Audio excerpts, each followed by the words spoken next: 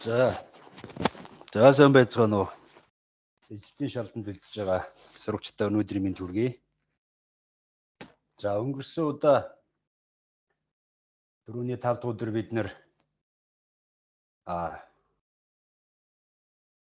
гэрлийн цацраг, ойлтын хууль, хугарлын хууль. За тэгээ дотоод бүрэн ойлт энэ төр гэдэг үзсэн тийм ээ. За одоо энэ хоёр дахь хэсгээрээ бид нэр линз үзнэ. За тэгээ нингэн линз, бөмбөлөг тойл, тэгээ нингэн линз, бөмбөлөг тойлын дүрс байгуулах. За тэгээ тэр энэ сэдвтэй холбоотой жишээнүүдийг авч үзнэ. За линз. За тэгэхээр гэрлийн хугарлыг бол олон янзын оптик багжид. За тухайлбал фотоаппарат, дуран, телескоп, микроскоп зэрэгт бол их өргөн хэрэгэлдэг. Ийм баг төхөөрөмжийн салшгүй хамгийн чухал хэсэг бол линз байдаг. За линз гэж юу юм бэ гэхээр линз нь хоёр талаасаа хоёр бөмбөлөг гадаргуугаар за эсвэл нэг гадаргуу нь хавтгай байж болно те. Ийм гадаргуугаар хязгаарлагдсан оптикийн хөвд тунгалаг нэгэн төрлийн бий юм аа. За линзийг бол ихэвчлэн за шилээр хийдэг. За бас өөр тийм тусгай тунгалаг пластик материалаар ч хийсэн бас байдаг. За тэгэхээр цааш зөвхөн линзийг хэдүүлээ шилээр хийсэн юм аа гэж үзье. За хоёр талаасаа хоёр бөмбөлөг эсвэл нэг талаас нь хавтгай гадаргуугаар хязгаарлагдсан оптикийн хөвд тунгалаг нэгэн төрлийн бий юм аа линз гэдэг нь. За тэгэхээр ингээ эхлээд хоёр талаасаа одоо ингээ хоёр талаасаа ингээ гүдгэр бөмбөлөг хоёр гүдгэрийн бөмбөлөг гадаргуугаар хязгаарлагдсан юм линзийг авч үзье. Ийм линзийг бол давхар гүдгэр линз гэж байгаа. Нэг тал нь гүдгэр, нөгөө тал нь бас гүдгэр эсвэл гүдгэр линзийг нэрсэн ч болно. За бидний одоо энэ зорилго юу юм гэхээр ингэх гээд байгаа юм. Ийм за давхар гүдгэр линзэн дэх цацрагуудын явалтыг мэдэх. Цацрагууд яаж энэ линзээр нэвтрүүлж тарах юм бэ гэдгийг мэдэх. За ийм зорилготой байна. За линзийн тэгшмийн тэнглэг буюу гол оптик тэнглэгийн дагуу дарахж байгаа цацрагийн явалт бол тодорхой тий. Жишээлбэл цацраг маань одоо А зэгээс гараад гол оптик тэнглэг маань хоёр энэ бөмбөлөг гадаргууд перпендикуляр байгаа учраас энэ цацраг маань линзээр уграхгүй мэднэ. За тэгэхээр ингээ гол оптик тэнглэгтэй параллелаар дарах А Б гэсэн цацрыг авч үзье. Тэгэхээр линзэн дээр цацрагийн тусах энэ бэзэгт линзийн гадаргуугийн ЭМН гэсэн нормалыг татъя. За цацраг маань агаараас оптикийн хөвд нягт орчин болох шил рүү тэгээд линзээ шилээр хийсэн гэж үзсэн тийм ээ. Шил рүү шилжих учраас энэ хугарлын CBN-ийн хугарлын энэ үнцэг маань тусгалын ABM үнцгөөс бага байна тийм ээ. Бага байна. Ийм учраас энэ BC цацраг маань гол оптик тэнглэг рүү ойртож хазаа. За линзээс цацраг гарч байгаа энэ C-зэгт PQ гэсэн нормалыг татъя.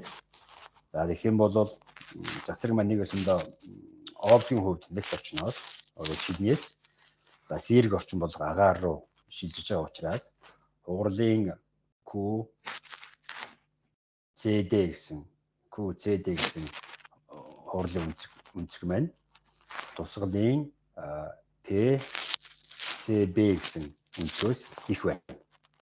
Тэгэхээр засраг маань мөн л яаж вэ? Мөн адил одоо гол оптик тэнглэл рүүгээ илүү их хазаана. За тэгээд энэ гол оптик тэнглэлийг дээд зэгт дайрна. За ингээд гол оптик тэнглэгтэй параллел ямар ч засраг линзэнд хугарсны дараа гол оптик тэнглэл рүү хазааж түүнийг дайран гаргадаг гинэ. За энэ зураг дээр гол оптик тэнглэгтэй параллелаар одоо линзэнд тусч байгаа өргөн багцын параллел багцын хугарлын дүр зургийг одоо төгсөж харуулсан байна. Тэгэхээр гэрлийн өргөн багц линзээр нэвтрээд тэгээд фокуслогдож байна. Одоо нарийн ярих юм бол одоо гол оптик тэнглэгээс тодорхой хол зайд тусч байгаа. Хамгийн дээд л одоо энэ засраг жишээлбэл линзэнд тусаад тэгээд тэр хугарсан засраг нь линзэнд ойрхон одоо гол оптик тэнглэг дайрж байна. Ойрхон энэ чиг дээр гол оптик дайрж байна. Харин одоо гол оптик тэнглэгт ойрхон зайд одоо энэ жишээлд миний маусыг гүшээр харагдаж байгаа бах те. Энэ жишээл энэ тэнглэг энэ засраг линзэнд тусаад за тэгээ хугарлаа. Энэ хугарсан засраг маань линзээс одоо тодорхой хол орших цэгт одоо энэ чигээр дайрж гарч байна тийм ээ. За энэ үжиглийг бол бөмбөлөг аберрац гэж нэрлэдэг. Бөмбөлөг аберрац. Энэ одоо нэг орчны одоо линзийн дутагдлаа тал юм а гэж хэлж болно. Линзийн дутагдлаа тал маань энэ бөмбөлөг аберрац үүсэж байгаа одоо дутагдлаа тал нь юм а. Линзэнд туссан одоо параллел засруудын багц маань линзээр нэвтрээд нэг цэг дээр одоо цуглаж байх шаардлагатай. За. Тэгэхээр гол оптик тэнглэлийн ойролцоо дарахж байгаа нарийн гэрлийн багцыг ашиглаад одоо хэрэгжилж болох үз ийм фокуслуултыг даран авч болно. Энэ үед одоо бөмбөлөг аберрац бол баг ажиллагдахгүй. Одоо энэ зургийг хараа энэ бүгдээрээ яах чинь параллел засраг туслаа. Тэгээд гол оптик тэнглийг нэг зэрэг давталж авах нь шүү дээ. Тэгэхээр ийм нарийн гэрлийн багцыг ашиглаад фокус сайтай болгох нэ. Гол оптик тэнглэгтэй параллел одоо энэ нарийн багц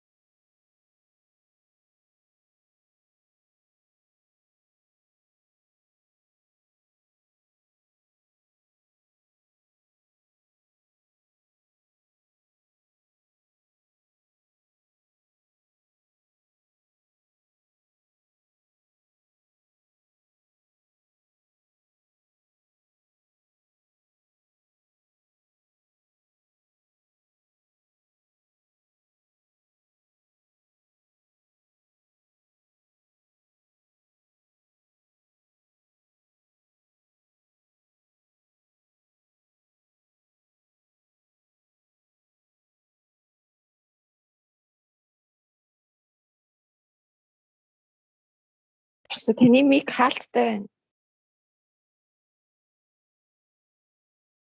Байна уу, сонсогдохгүй ах ээ.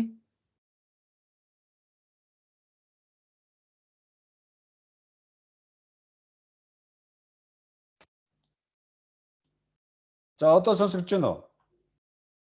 Аха. Одоо зүгээр юм гайхлаа шүү дээ. За баярлалаа.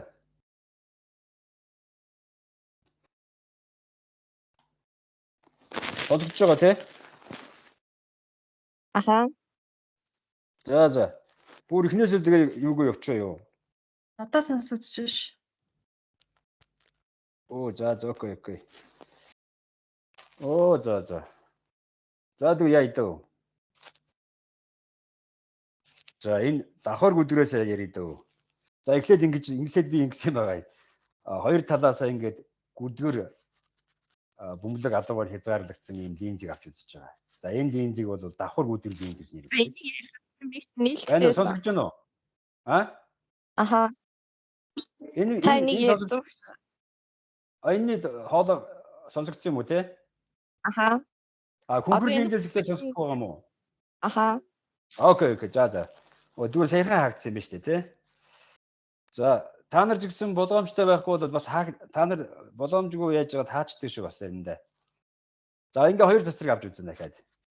А нь бол цэгээс гаргаад тэгээ гол овдөг тэнглэгийн дагуу дарахж байгаа цацраг бол хугарахгүй. За гол овдөг тэнглэг маань нөгөө линзийн тэгшмийн тэнглэг болно шүү дээ. Тэгэхээр энэ хоёр бөмбөлөг адруугууд маань хоёуланд нь перпендикуляр чиглэнэ. Перпендикуляр байна гэсэн үг.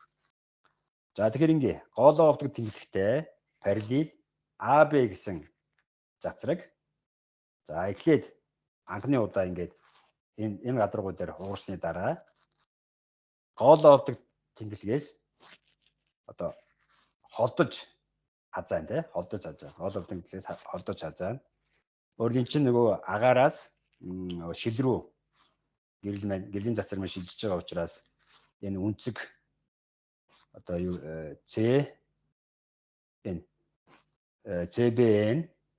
CBN гэсэн хугарлаг үнцэг маань тусгалын ABN гэсэн үнцгээс бага байна тий. За тэгээд цаашаа линзэн тэр нэвтрээ явж байгаад энэ C зэг дээр линз агаар 2 өөрөөр шил агаар 2-ын заагийн энэ C зэг дээр 2 дахь удаага хугарна. За хугарсныхаа дараа гол овдөг тэнглэгээс түрүүнийхээс илүү их холдож азайн тий. Тэгэхээр одоо нөгөө шилнээс агаар руу шилжиж байгаа учраас за Q, C, D гэсэн энэ хугарлын үнцэг байна. Тусгалын P, C, B гэсэн үнцгээс бага байна. Их байна тий. За ингээд давхар хүнхэр линз гэрлийн параллел багцыг сарнсан багц болгож хөөргөн. Тэгэхээр ийм учраас одоо сарниулах линз гэж нэрлэж байгаа. За одоо яа. Энэ хоёр хүнхэр бөмбөлөг адруугаар зааглагдсан тий. Энэ линзийг бас л яах вэ? Нөгөө давхар гүдэр линзийн адил тэнглэгийн орчим нарийн багц авч үзэх юм бол бөмбөлөг аберяц мэдгэдэг. Одоо энэ дээр бол бөмбөлөг аберяц нь харагдаад байна тий. За энийг ярий да. Тэгээд ингээд давхар хүнхэр линз гэрлийн ингээд параллел багцыг сарнсан багц болгож хөөргөн тий. Одоо энэ сарнсан багцуудын сарнсан цацрагийн үргэлжлэл нь бол гол овдөг тэнглэгт өөр зэг дээр очиж огтлцсон. Энд яаж юм ихтэй бас л адилхан бөмбөлөг аберяц ажиллагдаж байна гэсэн үг. За нөгөө давхар гүдэр линзийнхээ адил тэнглэгийн орчим нарийн багцыг авч үзэх юм бол бөмбөлөг аберяц бол мэдэгдэхгүй. Тэгээд линзээр сарнсан цацрагуудын үргэлжлэл маань ойролцоогоор нэг зэгт за линзийн F гэсэн фокус дээр огтлцсон. Тэгэхээр ингээд бидний нүдэнд сарнсан багц тусгаар линзийн цаана гэрэлдэх цэгийг бид харна. Линзийн цаана гэрэлдэх цэгийг бид харна. Нөгөө хавтгай тойлон дүрс үүсгийн адилаар өмнө өдөр ярьжсэн тийм ээ. Бидний тарих яаж юм гэхээр сарнсан цацрагуудыг одоо сарнсан цацраг ингээд нүдэнд туссан шүү дээ. Тэгэхээр цааш нь үргэлжлүүлээд огтлцох хүртэл нь үргэлжлүүлэх юм чадвартай тарих маань. Тэгээ огтл дээр нь гэрэлтэгч одоо биеийн хуурмаг дүрсийг бий болгоно. Яг ийм хуурмаг дүрс бол линзийн фокус дээр байрлана. За тэрийг бол бид нэр энэ тохиолдолд харна бас. За цуглуулагч линзүүд. За цуглуулах линз болох давхар гүйдгэр линз, сарниулах линз болох давхар хөнгөр линзийг сая авч үзлээ те. Өөр бусад одоо цуглуулах сарниулах линзүүд байдаг. За энэ зурган дээр болвол цуглуулах линз одоо бүх төрлийг бол төрсөн үзүүллээ. За бидний түрүүний үзсэн давхар гүйдгэр энэ давхар гүйдгэр линзээс гадна нэг гадаргуу нь хавтгай ийм хавтгай байх хавтгай гүйдгэр линз. За тэгээд энэ хүнхэр болон хавтгай гүйдгэр заагийн гадаргуунаас тогтох хүнхэр гүйдгэр линз гэдэг ийм линзүүд бас байдаг. Энэ хүнхэр гүйдгэр линзийн гүйдгэр гадаргуу их мөрөөсөн байх учраас энэ гүйдгэр гадаргуу маань их мөрөөсөн байх учраас өөрөөр мөрөлтөй хараад тусан баг гэсэн үг шүү дээ. Тэгэхээр гүйдгэр хугалгач гадаргуугийн цуглуулах үйлчлэл нь энэ хүнхэр гадаргуугийн сарниулах үйлчлэлээс их илүү байх учраас линз маань энэ линз хүнхэр гүйдгэр линз маань бүгэлдээ бол цуглуулах линз болно. За энд бас ахаад сарниулах линзүүдийг харууллаа. Одоо өөрөөр сарниулах линзийн бүх төрлийг зураг дээр төрсөж харууллаа. За бидний нөгөө түрүүний авч үзсэн давхар хүнхэр линзээс гадна нэг гадаргуу нь хавтгай байх. Одоо хавтгай хүнхэр линз. За хүнхэр гүйдгэр заагийн ийм гадаргуунуудаас тогтох гүйдгэр хүнхэр линз гэж байна. За дөрөвтэй адилхан бас энэ гүйдгэр хүнхэр линзийн хүнхэр гадаргуу их мөрөөсөн байх учраас тэр түүний сарниулах үйлчлэл нь гүйдгэр гадаргуугийн цуглуулах үйлчлэлээс илүү байна. Ингээд энэ линз маань бүхэлдээ сарниулах линз болно. За сонсогдож байгаа юу те?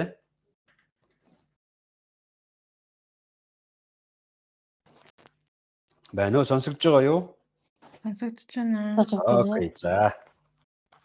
Тэгэхээр бидний авч үзээгүй одоо бусад линзэнд цацрагийн явалтыг одоо бие дааж бас судлах хэрэгтэй. Бие дааж байгуулах хэрэгтэй. Тэдгэрийн үйлчлэлд үнэхээр энэ цуглуулагч байна уу, эсвэл сарниулагч байна уу гэдгийг нятаж үзээрэй хүүхдүүдээ. Тэгэхээр энд бидний дээр хийсэн нөгөө байгуулалт яг ижилхэн байдлаар байгуулалт хийх учраас ямар ч хэцүү юм байхгүй. За энэ мэдээж нэг сайн сургуулалт болно шүү. Одоо бусад одоо шил хавтгай хүнхэр линзийн хөв. Захин сургууль дээшээ. Байна уу?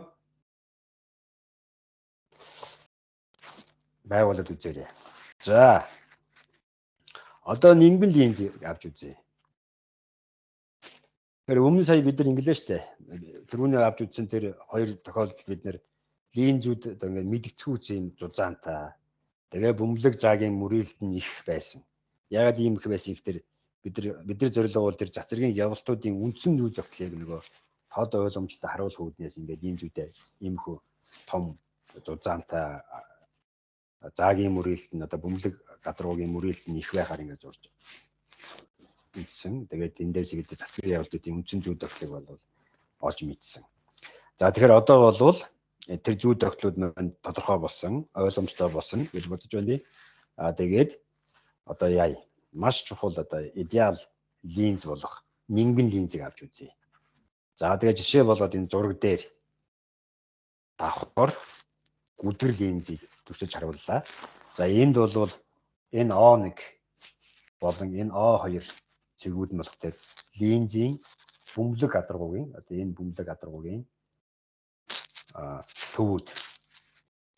За R1 R2-оор энэ эдгээр гадаргуунуудын мөрөөдлийн араадуусыг тэмдэглэлээ. Тэгэхээр энэ O1 O2 шулуун болвол линзийн гол оптик нэглэг болно. За линзийн одоо энэ EMN гэсэн зузаан бага байх юм бол нингэн линз гэж хэлээд байгаа. Нингэн линз. Энд бид нар нэг юм зүйл тодруулах хэрэгтэй. Яг юутай харьцуулаад бага гэж үзээд байгаа юм бэ гэдээ тодруулах хэрэгтэй. Тэгэхээр нэгдүгээрт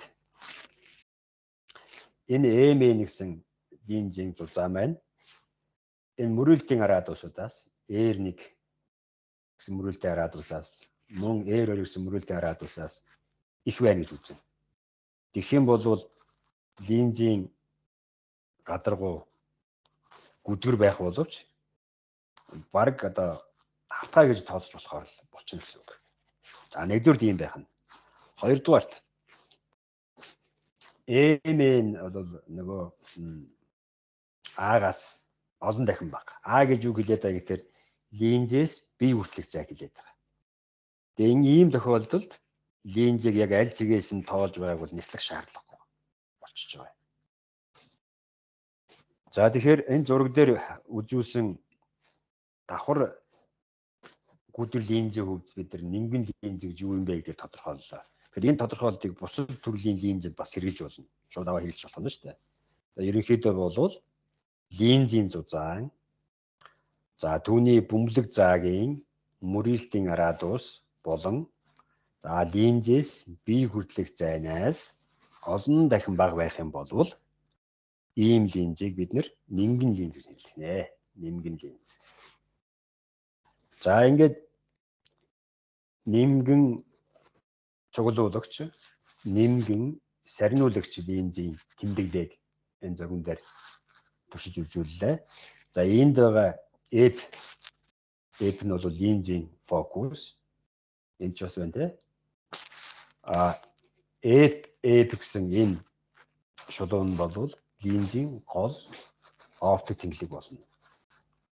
Тэгэхээр нингэн линзийн хоёр фокус, энэ зүүн фокус гэж, энийг нь баруун фокус. Линзтэйгээ харьцангуйгаар тэг шимтэй байна.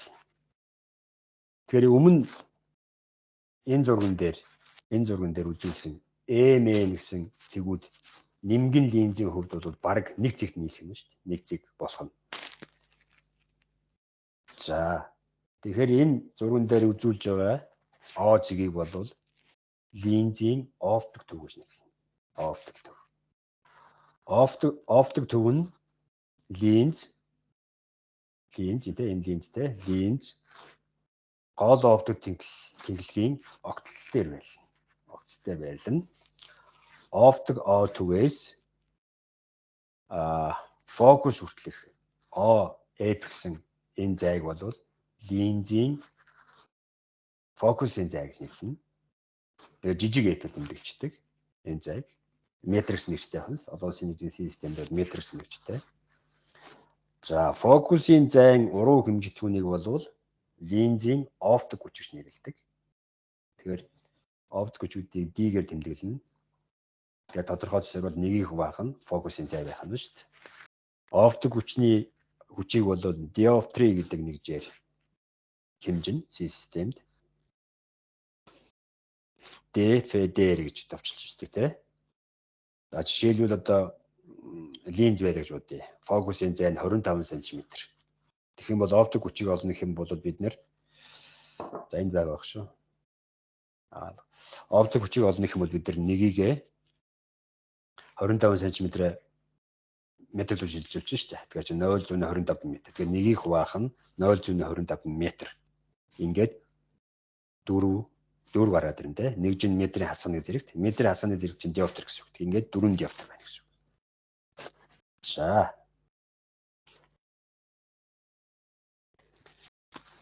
За энэ цуглуулагч линзийг энд үзүүлсэн байна тийм ээ. Цуглуулагч нингэн линз. Линзийн оптик төвийг дайрах. За тэгээд гол оптик тэнглэгээс бусад шулууныг бол хажуугийн оптик тэнглэг гэж нэрлэдэг. Тэгэхээр энэ зурган дээр бол хажуугийн оптик тэнглэг болох OF гэсэн шулууныг тасраа шумаад үзүүлсэн байна. За гол оптик тэнглэгт перпендикуляр тэгээд перпендикуляраар фокусын F зэгийг дайрж байгаа. За манай тохиолдолд P хавтгааг бол фокусын хавтгаа гэж нэрлэдэг. Фокусын зэгийг гол оптик перпендикуляраар дайрж байгаа. Энэ P хавтгааг бол фокусын хавтгаа гэж нэрлэнэ. Тэгэхээр чинь одоо фокусын хавтгаа маань линзийн хавтгаатай параллел байх нь шүү дээ. За линз хоёр фокустай. Тэгэхээр линзтэй харьцангуй тэг шимтэй байрлах тэр хоёр фокусын дайрсан хоёр фокусын хавтгаа байх нь шүү дээ бас. Өөрөөр хэлбэл линзтэй харьцангуй тэг шимтэй байрлах 2 фокус хавтгай байна. За фокусын хавтгайг энэ тэ фокусын хавтгайг хажуугийн оптик тэнглэг дайрж байгаа P-цэгийг энэ P-цэгийг хажуугийн фокус гэж нэрлэдэг. Хажуугийн фокус. За тэгэхээр фокусын хавтгаан том F цэгээс бусад бүх цэгээр дайрж байгаа бүх цэг бол хажуугийн фокус болох нь шүү дээ. За тэгэхээр энэ хажуугийн фокусын цэгийг линзийн оптик төвтэй холбож хажуугийн оптик тэнглийг татаж болох нь шүү дээ. За линзийн фокус болох энэ F цэгийг бол үүнтэй уялдуулаад одоо ялгаж хэлэх юм тулд гол фокус гэж тодорхойлж хэлдэг. Гол фокус. Энэ бол гол фокус том F. Энэ том P болох дээр хажуугийн фокус болох нь шүү дээ.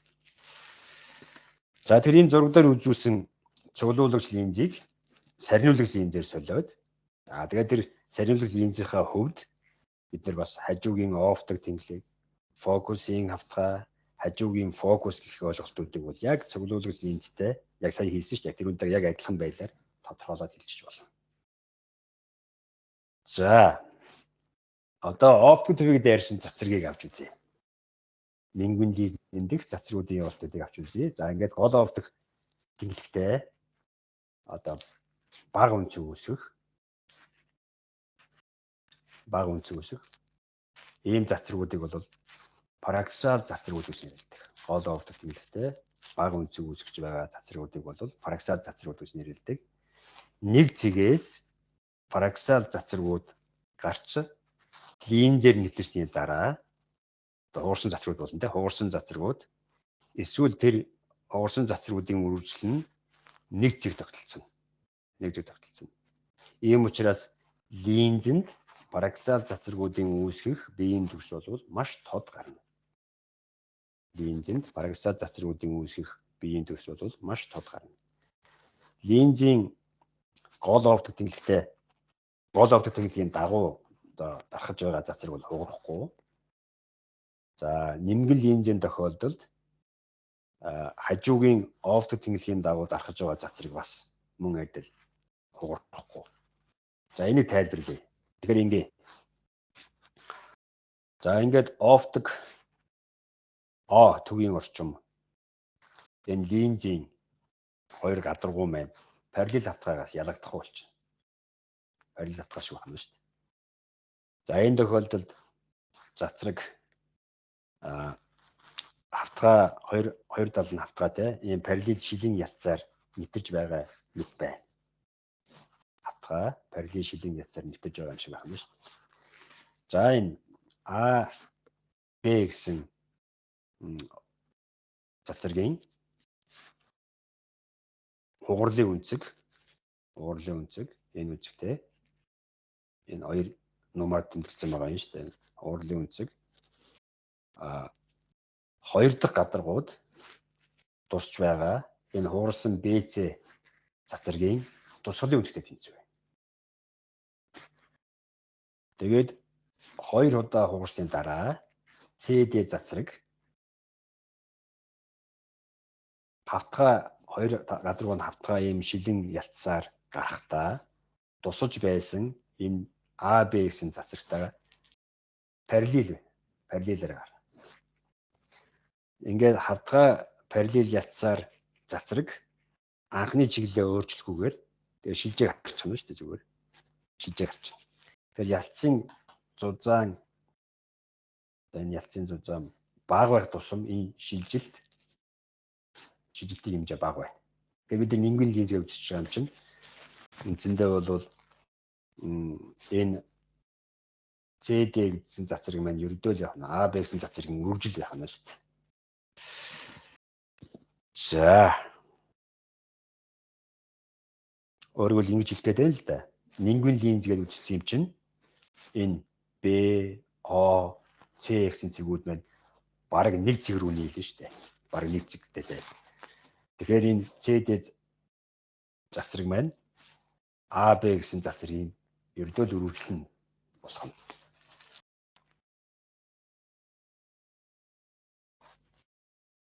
За тэгэхээр хажуугийн офтг тэнглэгийн дагуу энэ нимгэн цуглуулагч энэ сарниулагч линзэнд тусч байгаа цацраг бол уграхгүй байна. Уграхгүй. Саяын дөрөвний тайлбарсан ёсоор бол. За энэ бол ердөө л одоо энэ цуглуулагч болон сарниулагч линзийн ганц нийтлэг чанар. Энэ хоёуланд нь байдаг нийтлэг ганцхан чанар байна. За бусдымор энэ бол одоо өөр байна. Өөрөөр хэлбэл энэ эдгээр энэ сарниулагч цуглуулагч линзэнд дэх бусад цацрагийн явалт ялгаатай байна. Тийм учраас одоо цуглуулагч сарниулагч линзийг тус тус нь авч үзье. За ингээд эхлээд цуглуулагч линз авч үзье. Цуглуулагч линз дэх цацрагуудын явалт. За гол оптик тэнглэхтэй параллел гэрлийн багц линзийг нэвтэрч тэгээд линзийн гол фокус дээр цугларна. Ийм учраас энэ линзийг бол цуглуулагч линз гэж нэрлэдэг. Өөрөөр хэлбэл параллел багц гол фокус дээр цугларна ба шүү дээ. За одоо цацрагуудын нөгөө буцах чанарыг өмнөх нэгдүгээр хэсгээр бид нар ярьсан тийм ээ. 7 хоног өмнө цацрагуудын буцах чанарыг ярьсан тийм. Тэгэхээр энэ буцах чанарыг ашиглах юм бол дараах дүгнэлтэнд хүрнэ. Өөрөөр хэрв одоо ингээд цуглуулагч линзийн гол фокус дээр гэрлийн цэгэн үүсгэж байрлах бол линзээр нэвтэрсний дараа түүний цацрагууд гол оптик тэнглэхтэй параллел байх ийм гэрлийн багцыг үүсгэнэ. Энэ бол нөгөө цацрагуудын буцах чанараас мөрдөн гарч ирж байгаа зүйл. За одоо линзэнд цуглуулах линз ярьж байгаа тийм цуглуулагч линзэнд налбар тусаж байгаа. Өөрөөр хэлбэл үндсэн үүсгэж тусаж байгаа параллел цацрагуудын багц түүний хажуугийн фокус дээр цугларна. Энэ хажуугийн P гэсэн фокус линзийн оптик төвийг дайрж байгаа цацрагт харгалцана шүү дээ. Энэ цацраг чинь хуурахгүй нэвтрэх газар гэдэг шүү дээ. Өөрөөр хэлбэл линзийн оптик төвийг дайрсан цацраг хуурахгүй. За ингээд параллел багц бол хажуугийн фокус дээр өөрөөр налуугаар тусч байгаа параллел багц маань хажуугийн фокусаар цугларна. За одоо энэ цуглуулагч линздэг цацрагуудын явалтын дүрмийг томьёолж болж байна. За одоо энэ дүрмүүд бол бидний томьёолох гэдэг дүрмүүд бол түрүүн өмнө үзсэн тэр зургуудаас бас мөрдөн гарч ирнэ. За нэгд нь линзийн оптик төвийг дайрсан цацраг бол хуурахгүй. Энэ бол нөгөө цуглуулагч сарниулагч линзэнд хоёуланд нь байдаг нийтлэг чанар байсан тийм ээ. За хоёр дахь нь линзийн гол оптик тэнглэхтэй параллел цацраг линзэнд хуурсны дараа гол фокусыг дайрна. За 3 дугаар цацраг явуулт гэх юм бол линзэнд энэ налуугаар үндсэн үүсгэж тусч байгаа цацрагийн хувьд уг цацрагтай параллелаар хажуугийн оптик тэнглэлд татчихна бид нар. Параллелаар хажуугийн оптик дасгал шумбад тэмдэглэсэн байна те. Хажуугийн оптик тэнглэлийг татлаа, байгууллаа. Тэгээ энэ фокусын хавтгай дээр тэр чинь огтлно ш фокусын хавтгай огтлно. Тэгээ тэнд хажуугийн фокус олдно. Тэгээд энэ хажуугийн фокусаар нөгөө налуугаар туссан цацраг маань линзээр нэвтрээд хугарахтаа энэ бидний байгуулсан тезийг дайрж хугарнаа. За ийм 3-4 одоо цуглуулагч линзийн хувьд бол гарч ирж байна. За одоо сарниулагч линзэнд дэх цацрагуудын явалтыг авч үзье. За сарниулагч линз нь гол оптик тэнглэхтэй параллел гэрлийн багцыг түүний гол фокусаас гарч байгаа сарнисан цацраг мэт болгож хүрнэ. Одоо жишээлбэл параллел цацрагууд туслаа, сарнилаа. Үргэлжлэл нь яах нь вэ? гол фокусын цэгийг дайрна. Тэгэхээр энэ гол фокусын цэгээс гарч ирж байгаа юм шиг бидний нүд хүлээж авах нь шүү дээ. Энэ сарнисны линзээр нэвтрээд сарнижаа цацруудыг бол за одоо налуугаар сарниулах линзэнд налуугаар тусаж байгаа параллел багц линзэнд хуурсны дараа сарнина. За ингээ сарних нь. Сарнисан цацруудын үргэлжлэл за энэ тасаргаа шумаар зорж байна тий. Хажуугийн P гэсэн фокус дээр цугларна. За ингээд хажуугийн фокуст харгалзах цацраг энэ цацраг тий хажуугийн фокус харгалзах энэ цацраг бол линзийн оптик төвийг дайрахтаа уурахгүй. Энэ сарнисан багц одоо бидний нүдэнд тусах дээр бид линзийн цаана одоо бид чинь линз эндээс харж байгаа шүү дээ. Линзийн цаад одоо энэ фокусыг хэлж байгаа. Энэ P фокус дээр байрлах бэлдэж байгаа цэгийг харна. Бэлдэж байгаа цэгийг харна. Бидний нүд дэгдэг гэсэн шүү дээ. Ингээ сарнисан багц ирэнгүүд нүдэнд тусангууд тэр сарнисан цацрагуудын дагуу цааш нь үргэлжлүүлээд тэгээд тэр утас дээр нь энэ хуурмаг энэ бол нэг өсөндөө харааны тойрогдол маягийн тийм дүрсийг үүсгэж идэг. За одоо яа нөгөө сарниулагч линзэнтэй цацрагуудын явалтын дүрмийг томьёолъё. За энэ дүрм бол нөгөө түрүүний үзсэн 3 зургаас авч үзсэн 3 зургаас бол мөгдөж авч ирнэ. Нэгдүгээрт нь линзийн оптик төвийг дайрсан цацраг бол хугарахгүй.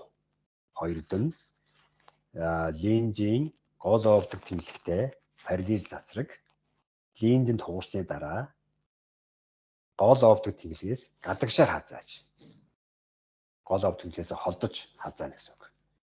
За энэ үед тэр хугарсан цацрагийн үргэлжлэл нь гол фокусыг дайрна. Энэ дасгал шуумаар ингээ үргэлжлүүлчих юм бол гол фокусыг дайрна. Ийм байхаар сарних нэ. За 3 дугаар дүрм нь юу гэхээр линзэнд налуугаар туссан цацрын хувьд яаж линзэн дараах явалтыг нь тодорхойлох гэхээр линзэн налуугаар туссан цацрын хувьд уг цацрагтай параллел хажуугийн оптик тэмцэлийг хатчихна. Энэ миний курсороор зааж байна те. Тэгээд харгалзах хажуугийн фокусыг олчихно. Өөрөөр хэлбэл фокусын хавтгайг дайрж байгаа энэ хажуугийн оптик тэмцэлийн огтлын цэгийг олчихно те. Тэгээд нөгөө ногоон цацраг байгаа шүү дээ. Энэ тусч байгаа үнцээ тусч байгаа. За линзэнд нэвтрлээ хугарахтаа тэр хугарсан цацрын үргэлжлэл нь энэ хажуугийн фокусын цэгийг дайрж гарч байхаар сарнина. За ингээд нэг өсөндөө бид нэр цуглуулах линзийн хувьд нэг 3-4 мэдэж авлаа. Сарниулах линзийн хувьд бас 3-4 мэдэж авлаа. Одоо тэгэхээр линзийн үүсгэх биеийн төрсийг бол байгуулж чаднаа. За одоо нэмгэн линзийн төрсийг яаж байгуулах вэ гэж явж үзье.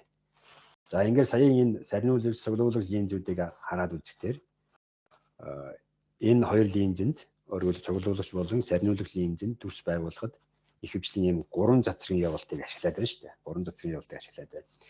Нэгд нь болох дээр энэ за нэг цацраг.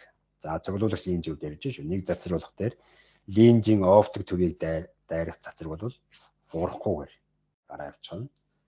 За сарниулагч линзийн хувьд бас адилхан энэ нэг цацраг маань ингээд оптик төвийг дайрах цацраг бол хуурахгүй.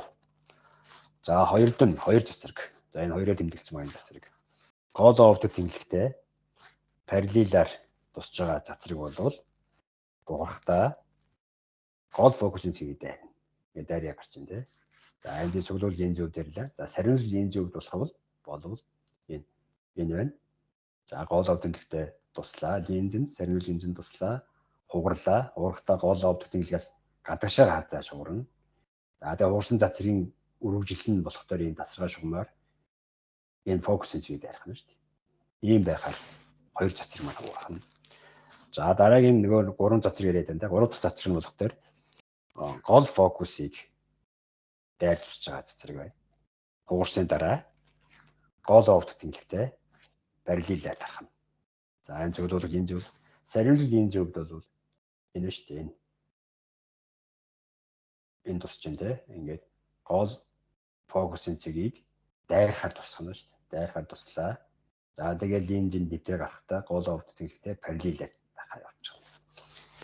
За тэгэхээр линзэнд дүрс байгуулахдаа биеийн цэг бүрээс гарах хоёр цацрагын явуултыг байгуулахад хангалттай. Хоёр цацрыг л мэдж явах болоо.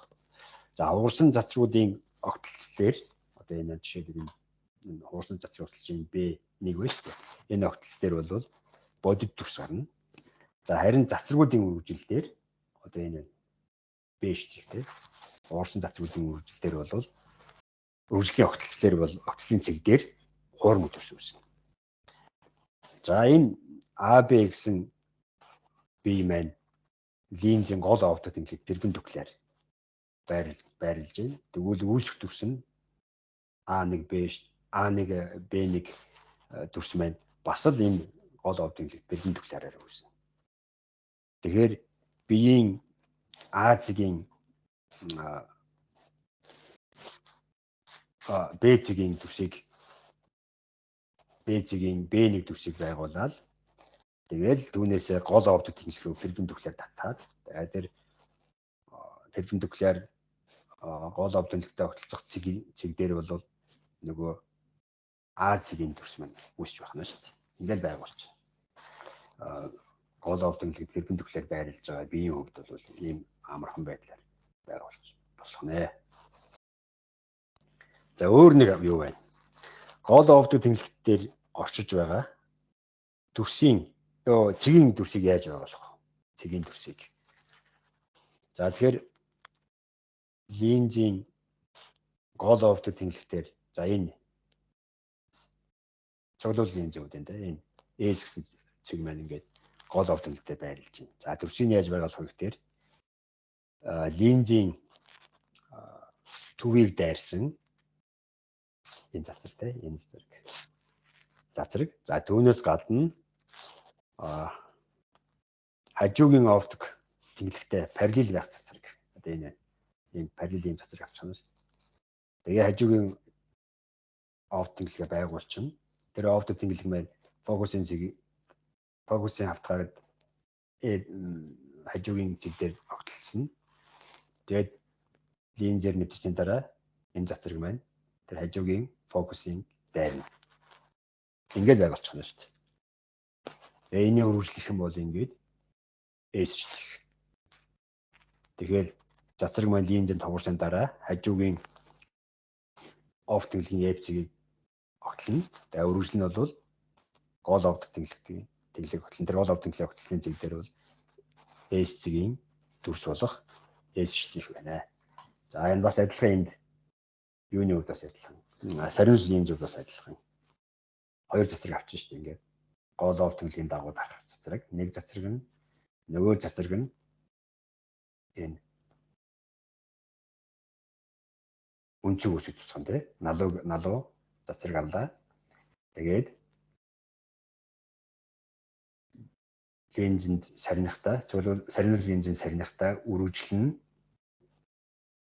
бид нар энэ нөгөө тусч байгаа цацрагд байгаа параллел хажуугийн овд тэнглэг байгуулчихна. Тэр хажуугийн овд тэнглэгийн фокусын хавтгаатай огтлж байгаа F-штрих цэгийг дайрахаар сарнина.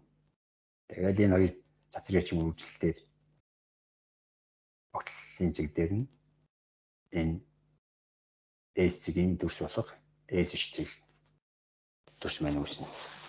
За ингээд байгуулчихдаг байна. За энэ линзийн төрөл оргил цуглуулагч байна уу, сарниулагч байна уу гэдгээс хамаарат. За тэгээд линз хүртлэх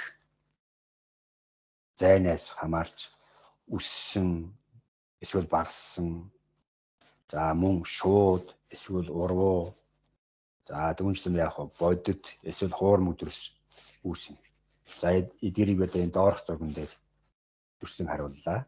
За тэгэхээр энд ийм тэмдэглэл хэрэгжсэн байгаа. За биеэс линз хүртлэх зайг Агаар энэ Агаар За линзээс дүрс хүртэлх зайг жижиг бие үсгээр фокусын зайг F-ээр тэмдэгдсэн байна. За тэгэхээр энэ дээр бол цуглуулгын линз хэлээрээ цуглуулгын линзэн дээр бие маань фокусын зайг 2 дахин авсан зайнаас их байх тийм зайд байрлаж байгаа тохиолдолд AB гэсэн биеийн дүрс бол урвуу дээш харж AB дээш харжсэн одоо энэ тохиолдолд доош харсан гэсэн урвуу тэгээ багсан дүрс үүсгэнэ. За фокусын зайг 2 дахин авсан зайд байрлаж байгаа AB гэсэн биеийн дүрс маань цуглуулгын линзэнд бодит тэ угсан цацруудын үргэлжлэлээр үүсэж байгаа юм чинь бодит тэгээд доош харсан урвуу яг ижил хэмжээтэй үүсгэнэ. За тэгээд бие маань фокусын зайнаас гадагшаа тэгтээ давхар фокусын чигээс наан ойрвол F 2F-ийн завсар байрлаж байгаа тохиолдолд бодит тэгтээ урвуу өссөн юм дүрсийг бий болгож байна. За яг фокусын цэг дээр байрлаж байгаа тохиолдолд бол ер нь бол дүрс үүсэхгүй гэж ярьдаг. Гэхдээ ер нь бол энэ бол хязгааргүй үедээ дүрс үүсэж байгаа юм. Хэрэг. За энд OF2-ийн дунд байх үед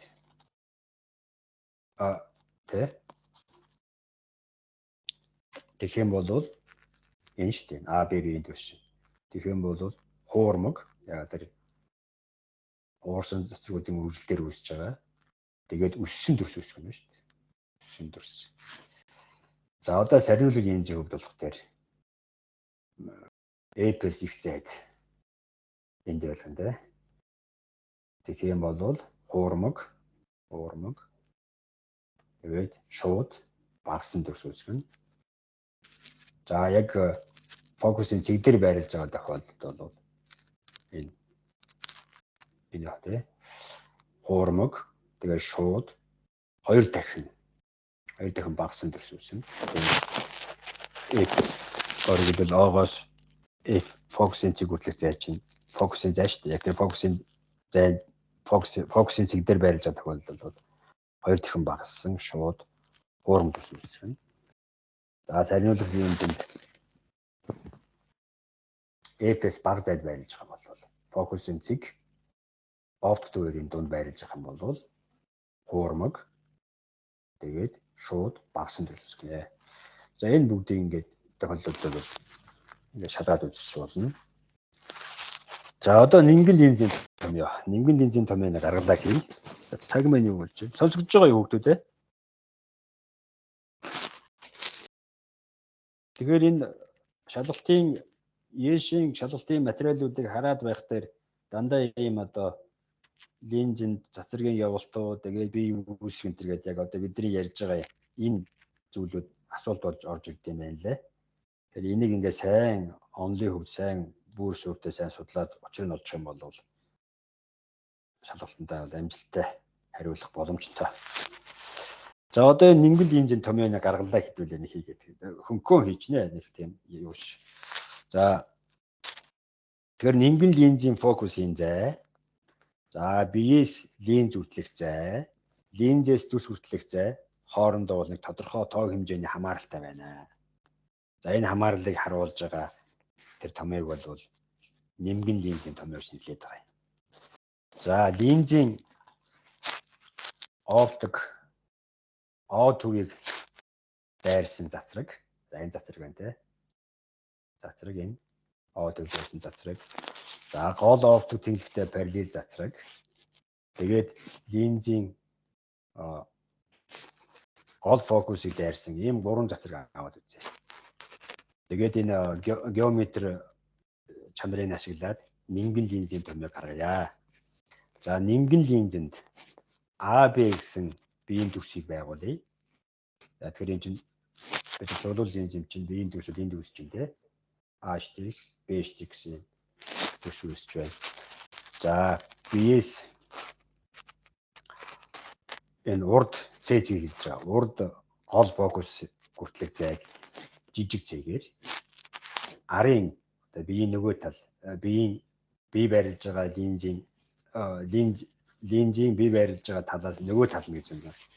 Тэнд байгаа гол фокусыг бол арын гол фокус гэж хэлээд байгаа. Арын гол фокусаас төс хүртэлх зайг. Энэ зайг C', B' те. Энэ зайг бол жижиг C' гэд нэрлэж байна. Тэмдэглэж байна. За тэгээ биеийнхээ өндрийг жижиг аашаар үүсэж байгаа төсийнхээ өндрийг том аашаар. За энд бол нэг төсөөтөө 3 хос гурвалжин үүснэ. За одоо жишээлбэл энэ гурвалжин А, Б, С гэдэг энэ гурвалжин байна. Энэ гурвалжин болохоор С, Л, О гэсэн энэ гурвалжинтай төсөөтөө. За дараагийн хоёр төсөөтөө гурвалжин юу гэхээр А', Б', С' гэдэг энэ гурвалжин байна. Гурвалжин К, О, С' гэсэн сааралтай энэ саарал ингээд тогтоол орчлаа. Энэ гурвалжин төсөөтөө. Дараагийн нэг гурвалжин А, Б, О гэдэг энэ гурвалжин А', Б', О гэсэн ийм төсөөтөө 3 хос гурвалжин байгаа. Төсөөтөө 3 хос гурвалжин. За эхний хоёр төсөөтөө гурвалжнаас энэ харьцааг бичиж байгаа. Биеийн өндрийг энэ зайг С дээр зүйлсэн харьцаа. Энэ дээр зүйлсэн харьцаа. Нөгөө төсөөтөө гурвалжны яг харгалзах талуудын харьцаатай тэнцүү. Энэ чинь ОЛ чинь жишээлбэл юу шүү дээ. Биеийн өндөр гэсэн үг шүү дээ. Биеийн төрсөн өндрийг энэ зайд харьцаатай тэнцүү. За хоёр дахь төсөөтөө гурвалжнаас бас адилхан. Төрсөн өндрийг C'-ийг харьцуулсан харьцаа нь А шиг фокусын зайд харьцуулсан тэнцүү. Гурав дахь гурвалжнууд бас адилхан. Биеийн өндрийг биеэс линз хүртэлх зайд харьцуулсан харьцаа нь төрсөн өндрийг линзээс төс хүртэлх зайд харьцуулсан тэнцүү байна. Ийм 3 харьцаа бичиж байна. За энэ дээрээс ингээд 1 2 харьцаанаас энэ 1 2 гэж тэмдэглэсэн байгаа энэ харьцаанаас C' буюу нөгөө энэ зай шүү дээ. Энэ зай өөрөөр хэлбэл биеэс урд фокус хүртэлх зай С. За энэ болохоор арын фокусаас төрс хүртэлх зай. Энэ хоёр зайны үржүүр нь болохоор фокусын зай квадрат тэнцүү. За тэгээд зургаас түнчлэн зургаас ийм харагдана. А гэдэг зай энэ шүү дээ. Энэ зай болохоор С дээр нэмэх нь F. За энэ Б зай болохоор өөрөөр хэлбэл линзээс төс хүртэлх зай маань фокусын зай дээр нэмэх нь фокусаас төрс хүртэлх зай С'. За энэ хоёрыг бичээд энэ дээрээс тэр C'-ийг олоод тэгээ энэ дөрвөн хилэлхий дээр оруулах юм бол ийм болчихно. За хаал задлж үржээд за тэгээд энэ F-ийн квадрат гэж хооронд дугаагдчихна. Энэ тэгээ энэ AB-г үржүүлнэ AB дээр нэмэх нь AF болчихно. Тэгээ энэ хоёр талыг нь ABF-ийн үржүүлд хуваагаад өгчих юм бол 1-ийн хуваах нь F тэнцүү 1-ийн хуваах нь A дээр нэмэх нь 1-ийн хуваах нь B буюу фокусын зайн уруу хэмждэг болохоор BS линз хүртэлх зайн уруу дээр нэмэх нь линзээс төрс хүртэлх зайн уруутай тэнцүү байх. За энийг бол нэмгэн линзийн томьёо гэж байна. За энэ нэмгэн линзний томьёог ашиглахдаа хэрэглэхдээ энэ F, A, B гэсэн энэ хэмжтгүүнүүдийн тэмдгийг тооцно.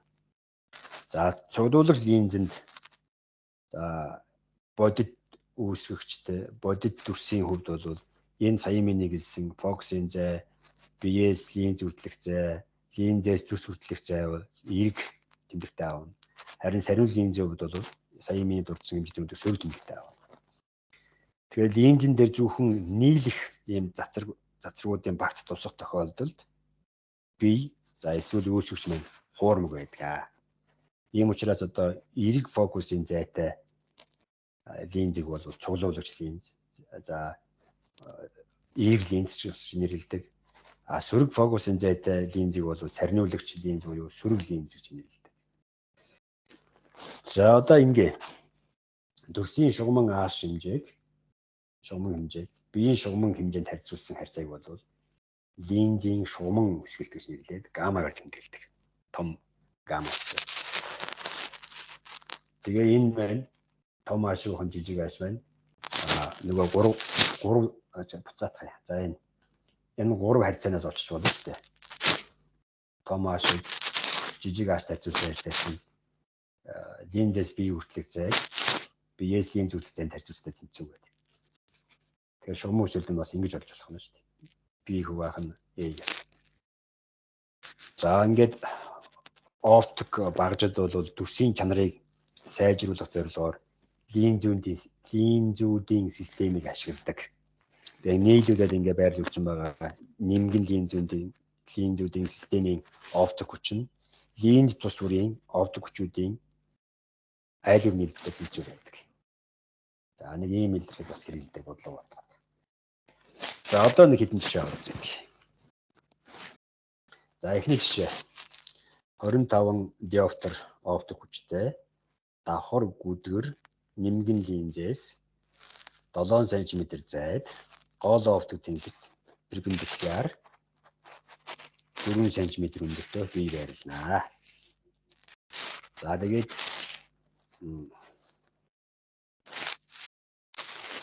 линзээс дүрс хүртэлх зай дүрсийн өндрийг ол. За тэгээ эхлээд энэ хэрэгтэй. Нөгөө дүрсийн байгуулалт хийх юм. Дүрсийн байгуулалтаа хийх өмнө линзийн фокус ихлээд олох хэрэгтэй. Тэгэхээр нимгэн линзийн оптик хүчний өчөөд байна шүү дээ. 25 диоптер гэдэг. Тэгэх бол бид нар фокусын зайг олчих болно шүү дээ. Тэгээ чи нэгийг хуваах нь оптик хүч буюу тоон утгаар тавьчих юм бол 4 см. Тэгээ фокусын зай нь бол 4 см байна. Одоо тэгээ бид нар юугаа байгуулчихна. Дүрсээ байгуулчихна. За энэ О-гоос F хүртэлх зай чинь сая болсон 4 см. Хоёр фокусын зэгтэй шүү дээ. За одоо ингээд А, Б, Б гэж байж юм шүү дээ. За А зэгээс гарсан нэг цацраг энэ гол оптиктэй барилдаад тусч байгаа шүү дээ. Линзэнд тусаад тэгээ хугараад түүний хоёр дахь цаад фокусыг дайрна. За ингээд дайраа гаргасан. За ахаад нэг цацраг авчээ. Линзийн оптик төвийг дайрж байгаа 2 гэсэн цацраг аваад үзье. Тэгэхээр оптик төвийг дайрж тусч байгаа цацраг маань чиглэлээ өөрчлөхгүйгээр ингээд уурахгүй гэсэн үг шүү дээ. Уурхоор ингээд гараа авчина. За ахаад яг нэг 3 гэсэн цацраг авъя л да. Тэгэхээр линзийн эхний урд фокусыг дайраад 3 цацраг маань линзэнд туслаа. Тэгээд линзэнд хугарахтаа гол оптиктэй барилдаад тархаад.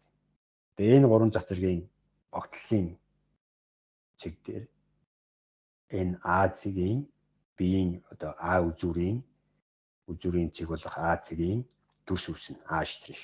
Тэгээ энэ бие чинь гол оптикт перпендикулярээр байрлаж байгаа учраас бид нар шууд А штрих цэгээсээ гол оптик руу перпендикуляр татаад тэгээд гол оптикийг огтлж байгаа Б штрих цэг маань энэ Б цэгийн дүрс болно.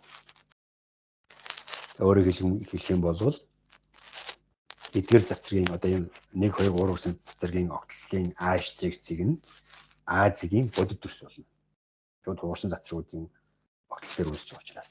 Тэгээ ингээд биеийн бусад цэгийг бол сайн бусад цэгүүд бол одоо А штрих цэгээс гол оптикийн цэгүүд татсан перпендикуляр дээр байрлана. Ерөнхийдөө бол нөгөө дүрс байгуулалт 2 цацрын явуултыг авч үзэх хангалттай байдаг шүү дээ. За ингээд дүрсийн байгуулалтаас фокусын зай болон фокусын зайг 2 дахин авсантай тэнцүү зайн хооронд энэ байрлах 7 см гэсэн тийм. 7 см зайд байрлах биеийн дүрс линзийн нөгөө талд фокусын зайг 2 дахин авсантай тэнцүү зайнаас их ийм зайд үүснэ. Тэгэхээр дүрс маань бодит өссөн.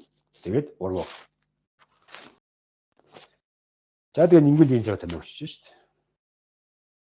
Нэг их хуваах нь А буюу нэг их хуваах нь биеэс линз үртлэх зай, нэмэх нь нэг их хуваах нь линзээс дүрс үртлэх зай. Энэ уруугийн нийлбэр бол нэг их хуваах нь фокусын зай гэдэг юм. Эндээс эвдэр нөгөө линзээс дүрс үртлэх зайг олчихно. Нэгэн линзэд аминаас. За ингээд тоогдоход явах юм бол 933 см гарна. За энэ дахиад нөгөө нэг 2 гурвалжийн төсөөг ашиглаж байна. За энэ А, О, Б гэсэн жижиг гурвалжин байна те. Нөгөөт нь А', Б', О гэсэн том гурвалжин. Энэ хоёр гурвалжин төсөөлтөө. Тэгээд энэ жижиг гурвалжны энэ босоо хайтгийг том гурвалжны босоо хайт харьцуулсан харьцаа нь жижиг гурвалжны хэвтэйг хайтгийг том гурвалжны хэвтэйг хайт харьцуулсан тэнцвүүгээд харьцаа авчиж шүү дээ. Тэгээ эндээсээ төрсийн өндөр том аашаа тэмдэглэж байгаа. Эндээсээ том аашаа авчих юм бол Б жижиг ааш А том утгаар орлуулад 530. За одоо яа. Цаг мөний болж. Одоо сарниулах линз аваад үзье. 30 см фокусын зайтай сарниулагч линзээс 15 см зайд гол оптик тэмдэглэх перпендикуляр 4 см өндөртөө бие байрлана. За тэгвэл линзээс дүрс хүртэлх зай тэгээд дүрсийн өндрийг бол. За А, Б гэсэн бие маань перпендикуляр байрладгийг гол оптик тэмдэглэгт. За цэгээс гарсан нэг цацраг.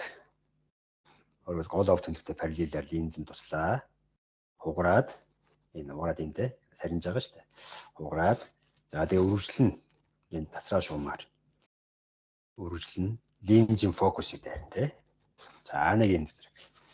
За линзийн оптик төвөд дайрж цацраг аваад үзье. Хоёр ирсэн цацраг. Чиглэлээ өөрчлөхгүй тий.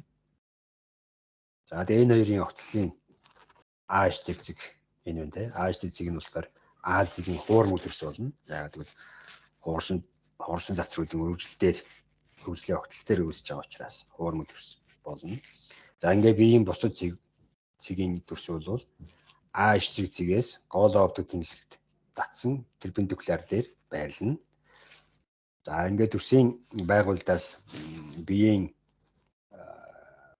бие дурын байралтай байх үед түүний дүрс бие байрлаж байгаа линзийн талд за линз бие хоёрын хооронд үүсч байна те. Тэгээд хуурмаг багассан шууд дүрс байх нэ. Тэгээд сарниулах линз учраас фокусын зай тэгээд хуурмаг дүрс хүртэл зайг сөрөг өндөртөө аавна. Тэгээд нэгэн линзийн томьёог бичиж байна. Нэг их байх нь хасах, нэг их байх нь Б тэнцүү хасах, нэг их байх нь. Эндээс дүрс хүртэлх зайг олчихно. Тэгэх юм бол тооготгой 50-10 см.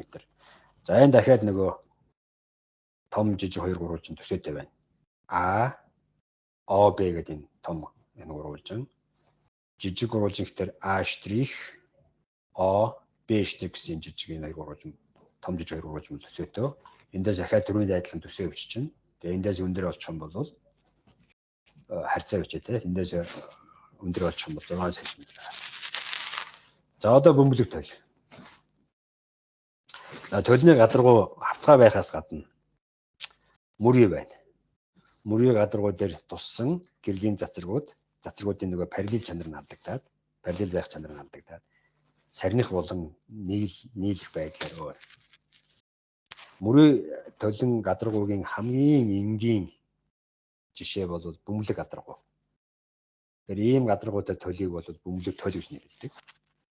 За бөмбөлөг толиудыг бол хоёр ангилан үндсэндээ бөмбөлгийн дотоод гадаргуу нь толон гадаргуу байх юм бол хөнхөр толь гэж нэрлэлчин.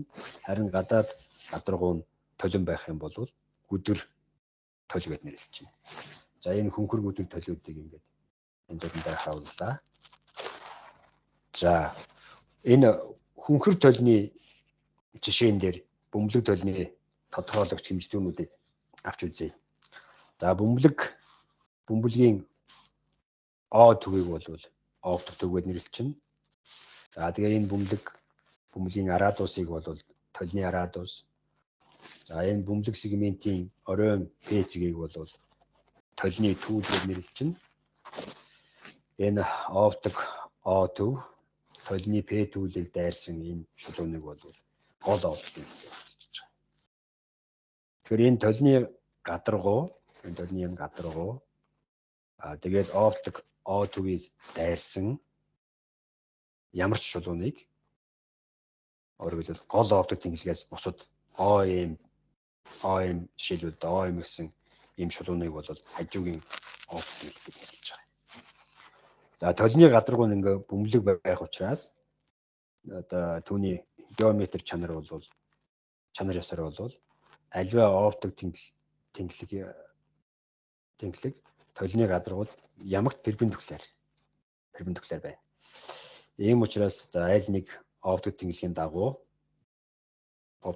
туссан засраг толноос ойж яг энэ оптик тэнглэхийн дагуу эсрэг чиглэл тархана. За биеийн хэмжээ бага. Гол оптик тэнглэгийн ойролцоо гэрлийн засрагууд тархах үед бөмбөлөг толнд гажиж өөрчлөлтөөгүй төс үүснэ. За гол оптик тэнглэгтэй параллел засрагууд би энэ харуулж байна те. Параллел засрагууд бөмбөлөг толнд ойгоод түүний гол оптик тэнглэгийг нэг зэрэг л дайрна. За гол оптик OP гэсэн тэнглэгтэй параллел KM гэсэн засрыг авч үзье. OM нь болох дээр толны гадаргуугийн нормал байх нь шүү дээ. Бас радиус нь ч болно те. Нормал. Тэр үнцэг байна уу? Яасан? Мик агараа.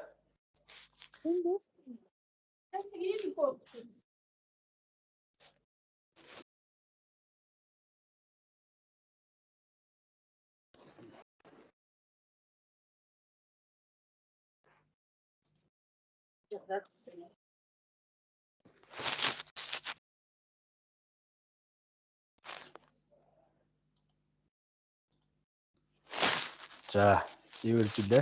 Тий. Үнцэг K MO энэ альбар тэмдэглэжээ. Энэ бол туслалын үнцэг.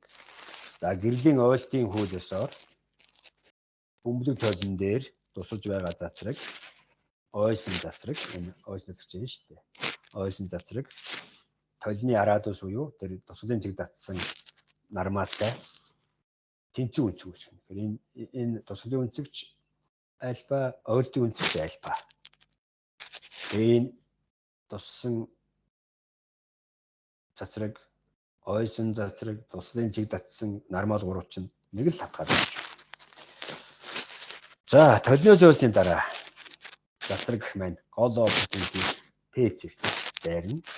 Тэгээд O, M, P гэсэн гурвуулсан нь O, M, F гэсэн гурвуулсан нь адил хажууд гурвуулж. Энэ үнцэгч альфа, энэ үнцэгч альфа тийм адил хажууд гурвуулж. Тэгэхээр OF зай, MF зай бол хоорондоо тэнцүү. Яг тэр нөгөө засраг маань гол оптик тэнглэгтэй ойролцоо татж байгаа учраас.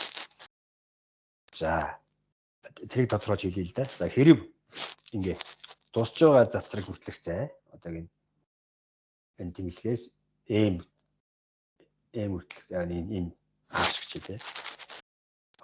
Тусч байгаа засраг хүртэлх зай гол оптик тэнглэгээс тусч байгаа засраг хүртэлх зай бөмбөлөг толны радиусаас олон дахин бага байх юм бол за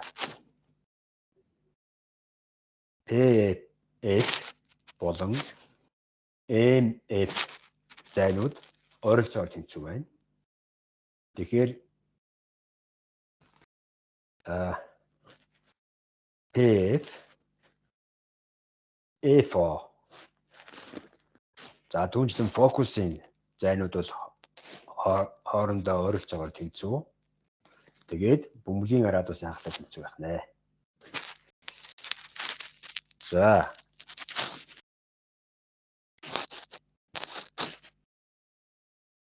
Тэгэхээр гол овдог тэнглэгтэй параллеля цацрагууд хүнхэр бөмбөлөг тойлонд тусалж ойсны дараа гол овдог тэнглэгийг толны түүлээс PC-гээс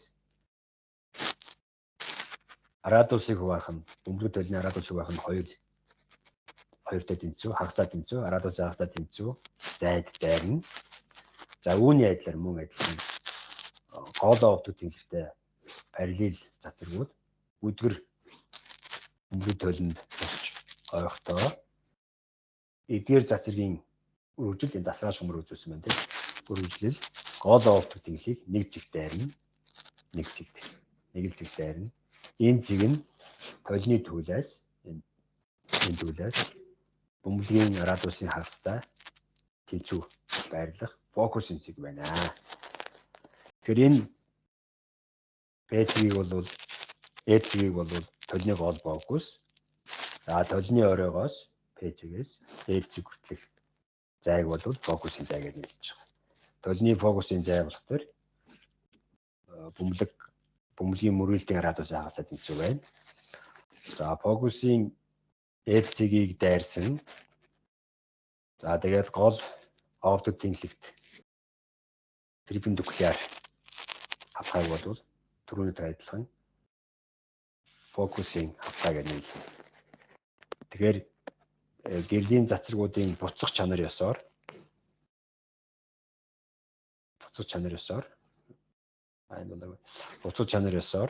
F-гээр фокусын зэгээр дайрж байгаа. Тэгээ үүсгчээс гарсан цацраг ойсны дараа гол овдог тэнглэгтэй параллелаар дарах нь. Одоо жишээл энэ зэгээс гарлаа тий. Тэгээд яах нь параллелаар дарах нь шүү дээ. Гэрлийн цацрагуудын буцах чанар ёсоор. Сарниус энэ зөв ч гэсэн адилхан. Эндээс гарлаа тэгээд параллел. За одоо хажуугийн овдог тэнглэгтэй параллел багц авч үзье. Гол овдог тэнглэгтэй үнцэг үүсгэж энэ тусчин тий бөмбөлөг хүнхэр тойлонд туссан параллел цацрагууд ойсны дараа хажуугийн овдог тэнглэгийн E-биш фокусаар дайрна. За харин гүдэр тойлны хувьд ойсон цацрагуудын үргэлжлэл хажуугийн овдог тэнглэгийг E-биш дайрна. Энэ босоо энэ бол фокусын зэгийг дайрсан фокус авах нь шүү дээ. M-биш гэдэг хатгаа бол фокус авах. За бөмбөлөг тойлонд дүрс байгуулах.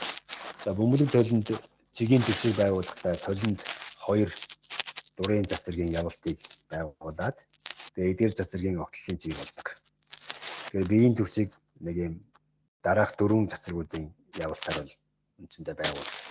За нэгдүгээрх нь толны төвийг нэг цацраг.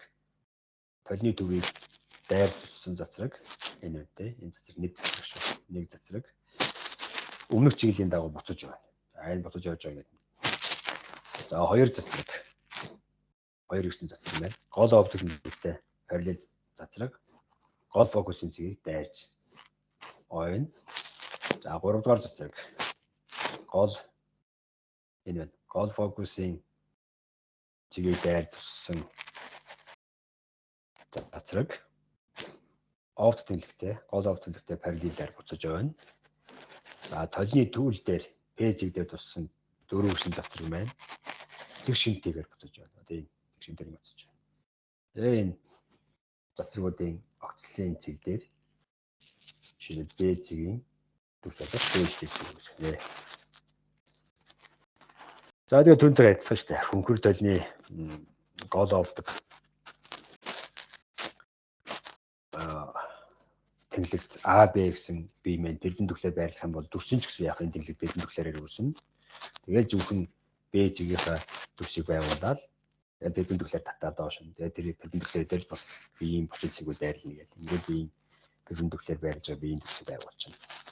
За гэрлийн цацрагуудын буцаг чанараасаар энэ А, Б бие А1 Б бие дүрсөөл байраас олж болно. Өөрөөр хэлбэл А, Б бие мэн дүрс болоод А1 Б1 маань бие болчихно шүү дээ.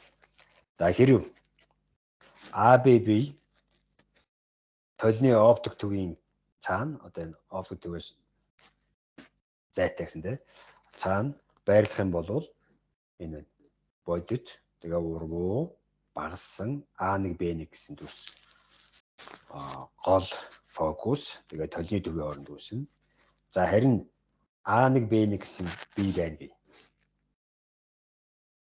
Тэр А1 Б1 гэсэн бие толны фокус төвийн хооронд байрладаг гэх юм бол түүний бодит тэгээд ургуу өссөн А, Б гэсэн дүрс үүснэ. Тэр энэ гэрлийн буцаг чанараас орой. Энэ А, Б бие болон тэр А1 Б1 гэсэн дүрсүүд бол байраас олж болох нэ. За нэг юм чанар байна.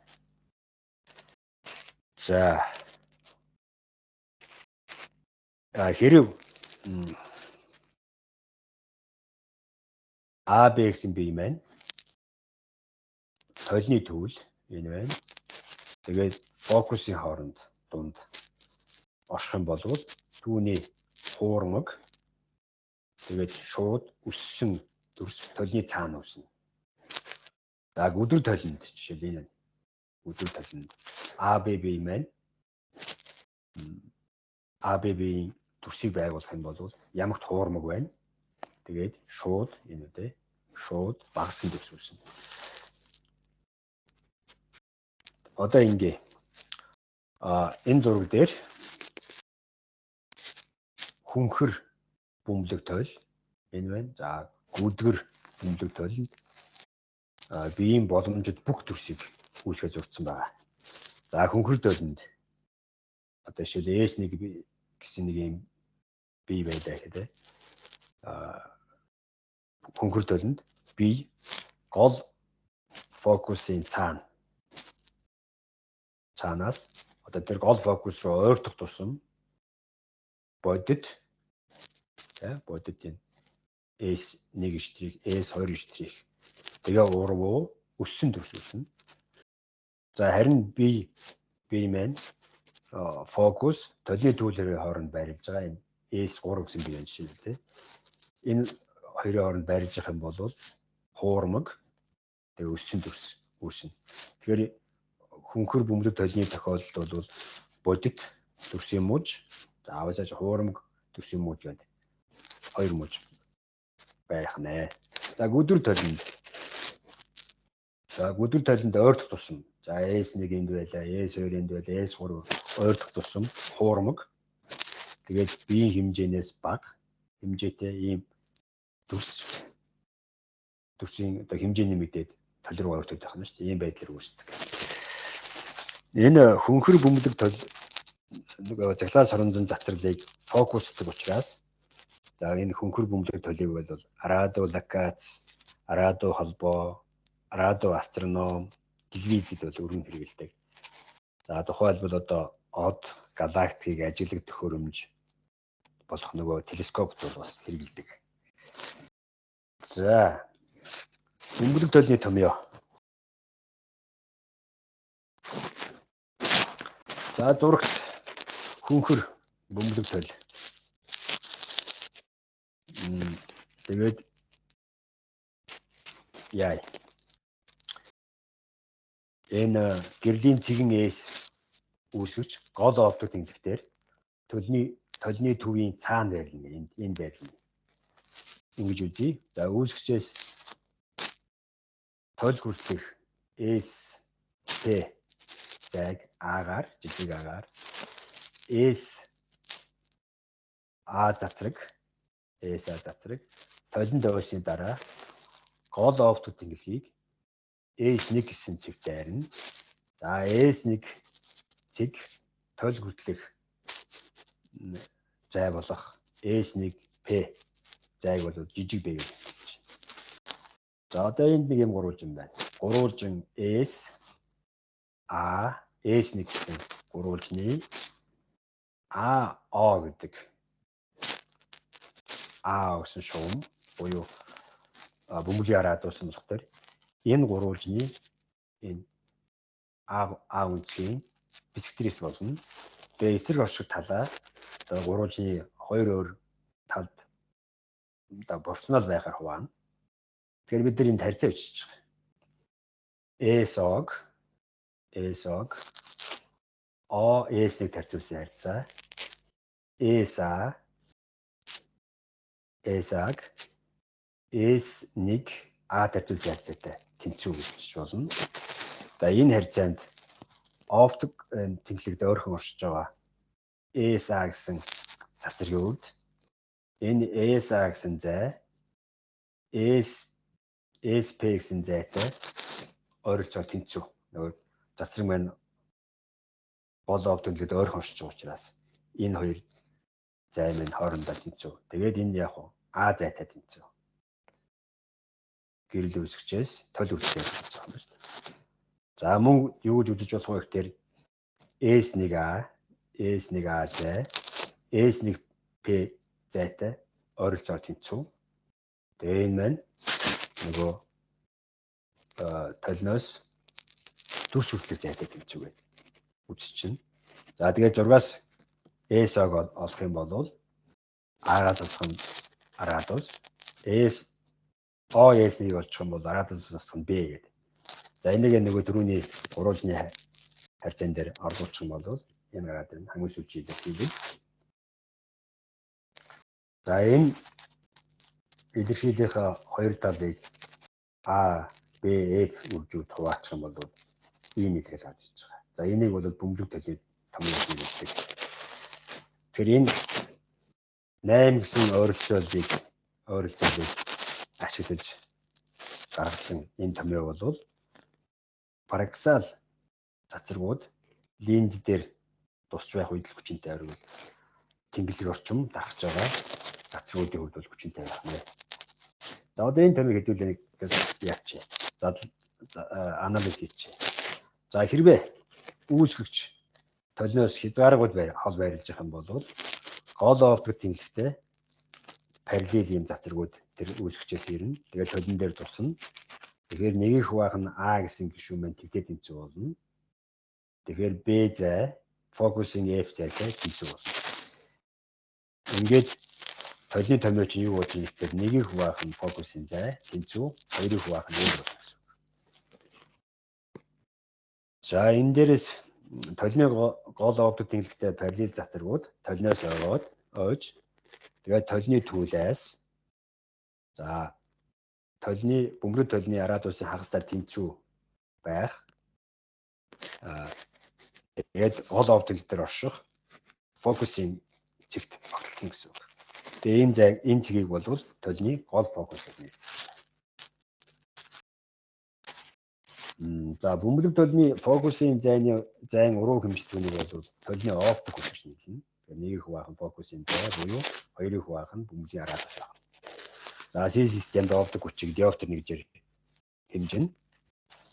За зураг. Тэгэхээр цацрагуудын буцах чанараас одоо толны гол фокус дээр орших үүсгчээс энэ гарсан цацраг буцаад энэ чиглэлийн эсрэгтэй цацрагууд толноос ойгоод гол оптик тэнглэгтэр параллелээр тарах. За тэгэхээр S цэгээс гарч толон тусч байгаа ямар цацрагын хувьд энэ А зай SSP хүртэлх зай шүү дээ. Тэгээд энэ R зай A гэсэн энэ зайнууд бол өөрчлөгдөхгүй учраас ойсны дараа тэр цацраг маань гол оптик тэнглийг S1 гэсэн цэг батлна.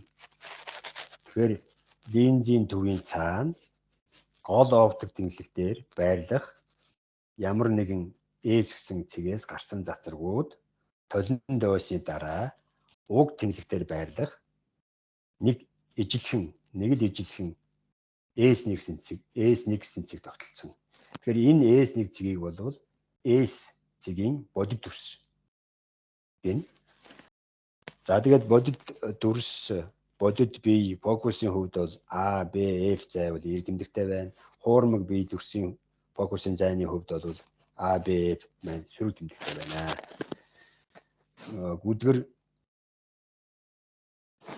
Гүдгэр толны фокус бол дандаа хуурмаг, ямагт хуурмаг байна. Хөнгөр толны фокус бол дандаа бодит байна.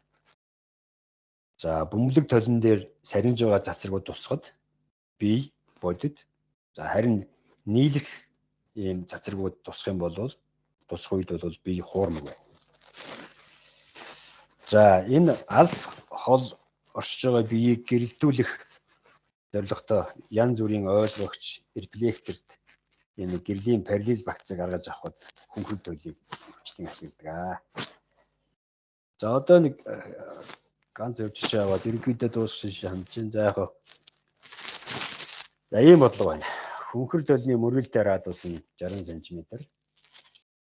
Биеийн хэмжээнээс түүний бодит дүрсийн хэмжээ 2 дахин их байхын тулд биеийг толны түлээс ямар зай байлгах вэ? За хөнгөлөг толнд бодит тэгээд өссөн дүрсийг гаргаж авахын тулд биеийг гол F фокус болон толны оптик O төвийн хооронд байрлуулна. Энэ байрлуулчлаа. A, B биеийн A цэгээс гарсан нэг цацраг. За гол ов тэнхлэгтэй параллелээр толон туслаа, хөнгөлөг толон туслаа. Тэгээд гол фокусын цэгийг дайраад ойно. За хоёр цацраг байх хэрэгтэй шүү дээ. За гол фокусын цэгийг дайрсан хоёр ихсэн цацрыг авч үзэх юм бол гол фокусын цэгийг дайрлаа. Бөмбөлөг толон туслаа. Тэгээд гол ов тэнхлэгтэй параллелээр ойно. За энэ хоёр цацрагийн огтлцлын A' цэг бол A цэгийн бодит дүрс болно. Тэгээд биеийн бусад цэгүүд бол A' цэгээс гол оптик тэнхлэгөө татсан перпендикуляртай байрлана. Ингээд A', B' нь болохоор бодит өссөн томорч гэсэн үг те уруу дүрс байна. Яг бөмбөлөг толны одоо мэдчихэж шүү дээ. Нэгийг хуваахна, нэгийг хуваахна B, нэгийг хуваахна E. Бүх зай нэмэлт тэнхлэгтэй байна. Яг тэр бодит дүрс өссөн учраас. Тэгээ бодлогын нөхцөлөөсөөр энэ дүрсийн A', B' өндөр биеийн AB өндөрөөс 2 дахин их гэсэн шүү дээ. Энэ 2 дахин их буюу тэгээд яг энэ гурвалжийн төсөө өвчтөн бол дүрснээс тол үрдлэх зай биеэс тол үрдлэх зай харьцуулахад тэнцүү байна. Тэгээд энэ дээрээс Б-г олчих юм бол 2 А байна. За тодорхойлсоор фокусын зай чинь бөмбөлийн радиусын хасаа тэнцүү. За энэ хоёроо энэ дээдлийн бөмбөлөг толны хот томьёон давж орлуулчихна. Тэгээ энэ дээрээс зайг олчих. Тэгэх юм бол авах тэгээд 40 байна. За одоо ганцхан бодлого ирээ тэгээд завсарлах болчиход багш байна. За одоо өдөр бөмбөлөг тол аваад үзье. Өдөр бөмбөлөг толны мөргөл радиус нь 40 см. Толны түлээс 30 см зайд 20 см өндөр бие байрлана. За тэгвэл яг хоо толны түлээс дүрс үрдлэх зай тэгээд дүрсийн өндрийг бол. За гүдгэр бөмбөлөг толнд би ямар ч байрал байсан ч гэсэн яг хуурмаг, багассан, шууд дүрс тол болон гол фокусын хооронд үүсэн. Түрүүн бид нар харсан тий. За ингээд AB биеийн A цэгээс гарсан нэг цацраг гол ов тэнхлэгтэй параллелээр туслаа. За тэгээд ойлоо үргэлжлэн тэр ойсон цацрыг үргэлжлэн F гэсэн фокусын зэгийг дайрна. За толны оптик төвийг дайрч туссан хоёр цацраг. дайрахад туссан тий хоёр цацраг маань анхныхаа чиглэлийн эсрэг буцаж явна. За ингээд энэ ойсон цацруудын огтлолын А штрих цэг болвол энэ А цэгийн формул дүрс байна. За ингээд биеийн бусад цэгийн дүрс болох дээр А штрих цэгээс гол оптик тэнцвэрүүд татсан төлөвлөлт төвлөрөлтэй байрлана. За ингээд параксал цацрагуудын хувьд бөмбөрөг төлөй томьёо түрүүн ярьсан те нэгийг хуваах нь А, нэмэх нэгийг хуваах нь Б, тэнцүү нэгийг хуваах нь F буюу хоёрыг хуваах нь R. Тэгэхээр өдгөр бөмбөлөг төл байгаа учраас фокусын зай за тэгээд хуурмаг төс хүртэлх зай сөрөг төвтэй аавна. Тэр энэ үү те нэгийг хуваах нь А, хасах нэгийг хуваах нь Б, тэнцүү нэгийг хуваах нь F болно. За энийг хасах нэгээр үүсчих тэр одоо хасах нэгээр үржээд фокусын зай гэдэг бол бөмбөгийн араад үсэг байгаа 2 гэдгийг тооцчих юм бол энэ ийм бичиж чинь. Эндээс Б-г олчихно. Тэгэх юм бол 12 см доогдохоор болуулаад. За энд нэг нөгөө нэг гурван байна шүү дээ. Жишээлбэл А, О, Б гэсэн нэг том тэгшүнц гурван байна. Нөгөө нэг гурван болохоор А штрих, О, Б штрих гэсэн жижиг гурван. Энэ хоёр гурван төсөөтэй.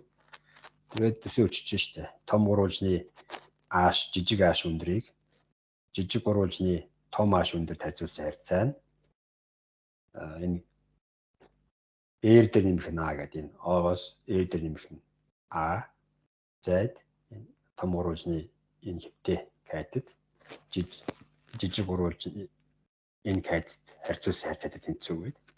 Тэгээ эндээс ааш авах. Энэ харьцаа зааш болох юм бол 8 см нэ. Тэгэхээр 12 см зайд 8 см өндөр формул нэ. За ингээд ерөнхийдөө бол тайлбар дууслаа. За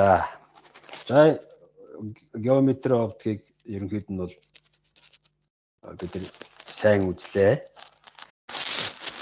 За өөр одоо та нар зөвлөж энэ материалыг бэлдсэн байгаа. За энэ материалыг PDF файлаар нь авахыг хүсвэл энэ байгаа Т Батгэрэл @mas цэг edu cgm гэсэн имэйлээр хандаарай. За тэгээд хүсэж байгаа хүмүүс бол би тэгээд PDF файлыг явуулчих болно.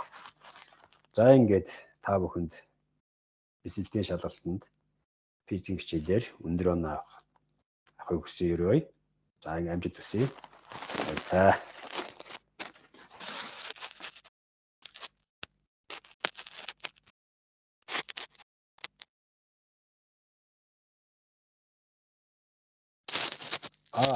асуулт тодруулах юм байвал асуулт тодруулж болно шүү хүүхдүүд. За би ямар ч бас одоохондоо завтай байна.